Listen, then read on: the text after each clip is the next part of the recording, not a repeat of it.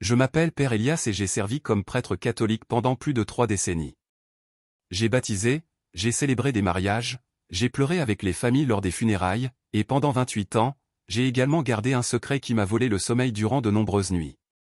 Un secret qui n'était pas le mien, mais que l'Église m'a demandé de porter. Et bien que j'ai juré obéissance, bien que j'ai fait des vœux de silence, aujourd'hui je sais qu'il y a des silences qui se transforment en complicité. Ce récit n'est pas contre l'Église catholique. Je l'aime, je donne ma vie pour elle, mais comme tout corps humain, elle saigne aussi. Et parfois, le sang ne se voit pas depuis les bancs, mais depuis l'intérieur de la sacristie. J'avais 27 ans quand j'ai été assigné à ma première paroisse en tant que curé titulaire. C'était une petite communauté, humble, remplie de foi, mais aussi chargée d'histoires enterrées sous des années de tradition et de peur. Je me souviens d'un soir, peu après mon arrivée, où l'évêque m'a appelé dans son bureau. « Le Père Elias », m'a-t-il dit d'une voix grave, « ici, il y a des choses qu'il vaut mieux ne pas remuer. » Je l'ai regardé sans comprendre. « À quoi faites-vous référence, Excellence ?» Au fait qu'ici, les gens ont confiance, et parfois rouvrir de vieilles blessures fait plus de mal que de bien. Je n'ai rien dit, mais cette phrase s'est plantée en moi comme une épine. Avec le temps, j'ai commencé à remarquer des détails. Des enfants qui évitaient de regarder certains prêtres, des familles qui abandonnaient soudainement la messe et ne revenaient plus, des documents qui disparaissaient, des lettres qui n'arrivaient jamais. Et un jour, une femme âgée s'est approchée lors d'une confession. Sa voix tremblait et elle m'a dit, « Mon père, j'ai vu, je sais ce qui s'est passé, mais ils m'ont fait promettre le silence. » Ce que j'ai entendu cet après-midi-là a changé ma vie. C'était le début de quelque chose de plus grand, un réseau de dissimulation qui venait d'en haut. Et pendant les 28 années suivantes, j'ai gardé ce secret, non pas par lâcheté, mais parce qu'on m'avait dit que parler serait une trahison, que se taire c'était protéger l'Église. Mais aujourd'hui, je sais que la véritable trahison est de cacher la vérité quand il y a des victimes qui crient en silence. C'est pourquoi aujourd'hui j'ai décidé de parler, même si cela me coûte mon poste, même si l'on me ferme les portes, même si je reste seul. La vérité mérite d'être racontée. La confession de cette femme fut le début d'une vérité qui rampait dans les couloirs du temple depuis longtemps, seulement personne ne voulait la regarder en face. Dans les jours qui ont suivi, j'ai commencé à enquêter avec prudence. Je cherchais sans avoir l'air de chercher. J'écoutais plus que je ne parlais, et ce que j'ai trouvé m'a coupé le souffle. Ce n'était pas une histoire isolée, ce n'était pas un cas perdu dans le temps, c'était un schéma, une dissimulation qui, au fil des ans, était devenue partie intégrante de la routine silencieuse, comme si le péché le plus grave n'était pas ce qui avait été fait, mais que d'autres le sachent. J'ai trouvé des noms, des dates, des lettres qui n'étaient jamais arrivées à Rome, des lettres qui étaient arrivées et n'avaient jamais reçu de réponse. L'un des prêtres les plus anciens du diocèse, que beaucoup appelaient le saint, avait été mystérieusement transféré à 3 reprises suite à des dénonciations discrètes qui n'ont jamais été rendues publiques. Personne n'en parlait. On savait seulement qu'il valait mieux ne pas faire de vagues, que le bien supérieur était de protéger l'Église. Et c'est là qu'a commencé ma véritable lutte. Jusqu'où va l'obéissance? Où se termine le respect de l'institution et où commence la complicité avec le mal? J'ai prié, j'ai jeûné, j'ai supplié. Seigneur, que dois-je faire de cette vérité, demandais-je chaque nuit, et le silence était plus fort que mes prières. Un jour, j'ai confronté l'évêque, pas en public, en privé, avec respect, mais le cœur brûlant. L'Excellence, ce qui est en train d'être caché est grave. Nous ne pouvons pas le permettre. Il m'a regardé, a fermé les yeux et a dit quelque chose qui résonne encore dans mon âme. Le Père Elias, si nous ouvrons cette porte, tout s'effondre. La foi de beaucoup s'écroulera. Voulez-vous porter ce fardeau? Cette nuit-là, je n'ai pas dormi, car j'ai compris que pour beaucoup, l'image de l'Église vaut plus que l'âme des blessés. Le corps se souvient de ce que l'âme tait.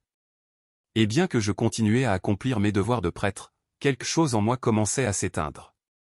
Chaque fois que je mettais ma soutane, je sentais qu'elle pesait plus lourd, comme si au lieu d'habiller un serviteur, je couvrais un témoin impuissant.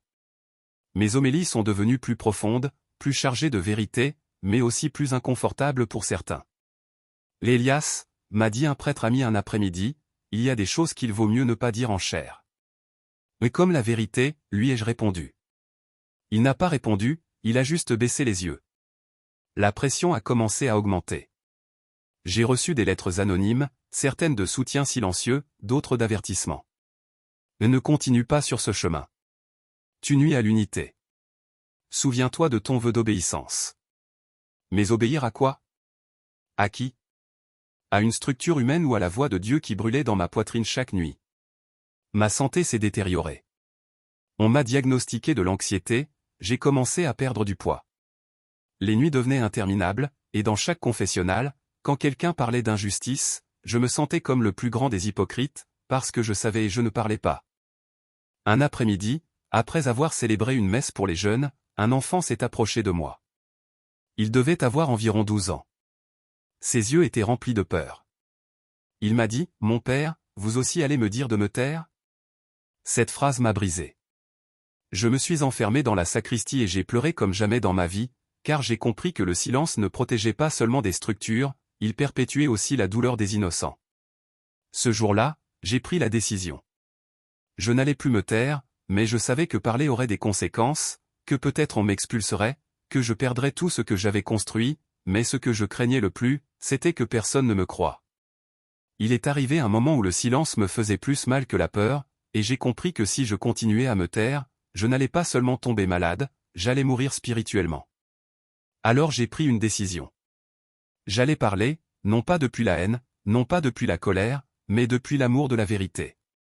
J'ai écrit une lettre, pas anonyme, signée, claire, courageuse, avec des détails, des noms, des dates, des preuves. Je l'ai envoyée à l'archevêché, à l'annonciature, même à Rome, mais je savais que beaucoup de lettres comme celle-ci finissent dans des tiroirs fermés. Alors j'ai décidé de faire quelque chose de plus, parler publiquement, pas dans les médias, pas avec scandale, mais dans ma paroisse, devant les gens qui m'avaient écouté prêcher pendant près de 3 décennies. C'était une messe dominicale. L'église était pleine. Tout le monde pensait que ce serait une autre homélie sur l'évangile du jour. Mais ce jour-là, j'ai prêché la vérité. Chers frères et sœurs, ai-je commencé, la voix tremblante. Pendant des années, j'ai servi à cet autel, et pendant des années aussi, j'ai gardé le silence sur des choses qui n'auraient jamais dû être cachées. Les gens se regardaient, certains confus, d'autres inquiets. Aujourd'hui, je ne viens pas détruire la foi de qui que ce soit, ai-je continué. Je viens la purifier. Parce que la vraie foi ne se construit pas sur le mensonge. Pendant 28 ans, j'ai eu connaissance de cas d'abus, de dissimulation, de déplacements forcés de prêtres impliqués. Et aujourd'hui, avec douleur, je le confesse. L'Église est restée silencieuse. Un silence qui criait. À la fin, personne n'a applaudi, personne n'a bougé, mais j'ai vu des larmes, j'ai vu des yeux baissés et aussi des regards de soulagement. La vérité avait commencé à sortir, et moi, pour la première fois depuis longtemps, j'ai respiré. Après cette messe, plus rien n'a été pareil.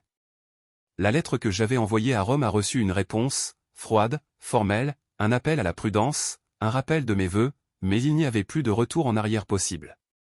La vérité, une fois dite, ne peut pas être à nouveau enfermée. Les supérieurs m'ont appelé. J'ai été convoqué par l'évêque et 2 conseillers ecclésiastiques qui m'ont parlé d'un ton grave. Ils m'ont demandé si je comprenais la gravité de ce que j'avais fait. Oui, ai-je répondu. Je la comprends plus que jamais. Êtes-vous prêt à vous rétracter? Non. Alors vous devez savoir que vous ferez face à des conséquences. Ils m'ont suspendu de mes fonctions, ils m'ont retiré ma paroisse et m'ont demandé de garder le silence pour le bien de l'Église. Mais cette fois, je n'ai pas obéi, parce que j'ai compris que l'obéissance aveugle n'est pas une vertu quand le prix est la dignité des victimes. Pendant des semaines, peu de personnes m'ont rendu visite. Certains m'accusaient d'être un traître, d'autres ont simplement disparu, mais à ma porte sont aussi arrivées des personnes qui pendant des années avaient eu leur propre douleur. Merci, mon père, m'a dit une femme en larmes. Mon fils s'est ôté la vie à cause de quelque chose qu'il n'a jamais osé raconter, et vous m'avez donné la paix. Merci, mon père, m'a dit un jeune homme. Je pensais que Dieu ne me voyait pas, que personne ne se souciait de ce qui m'était arrivé, mais vous m'avez rendu la foi. C'est là que j'ai compris quelque chose de profond. Je n'ai pas été expulsé, j'ai été libéré, parce que la vocation n'est pas dans une soutane ni dans un bureau ecclésiastique. La véritable vocation, c'est donner sa vie pour la vérité, même si cela fait mal. Aujourd'hui, je ne suis plus curé, je n'ai ni chaire ni paroisse, mais j'ai quelque chose que beaucoup n'ont pas, la paix avec ma conscience. Et chaque fois que je raconte mon histoire, je ne le fais pas pour scandaliser, je le fais parce que je crois que le Dieu que je sers est vérité et n'a pas besoin de complices dans la dissimulation. Ceci est mon témoignage, et si tu écoutes ceci et que tu as souffert en silence, je te dis du fond du cœur, tu n'es pas seul. Dieu continue de voir, et tôt ou tard, la lumière vainc toujours les ténèbres.